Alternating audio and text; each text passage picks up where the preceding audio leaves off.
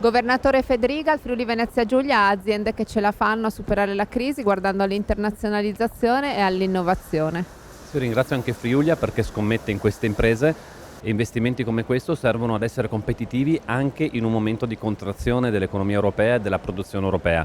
Anzi, penso siano proprio i momenti in cui l'investimento fa fare il grande passo per la crescita dell'impresa. Chi ha il coraggio oggi di investire, di puntare sull'innovazione, sulla ottimizzazione della produzione, penso che saranno coloro i quali nel mercato futuro riusciranno ad avere gambe più stabili e futuro più certo.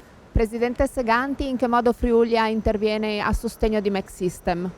Interviene una società di piccole dimensioni attraverso un aumento di capitale di 500.000 euro e un finanziamento di altri 500.000 euro destinati all'innovazione e quindi a nuovi macchinari super tecnologici che permetteranno all'azienda di essere più competitiva nei mercati internazionali, dove ha avuto un successo perché negli ultimi anni ha avuto un incremento del 40% del fatturato e permette di integrare un processo dalla fonderia alla produzione del prodotto finito, che diventa un componente per l'industria meccanica, creando particolare valore aggiunto e occupazione sul nostro territorio.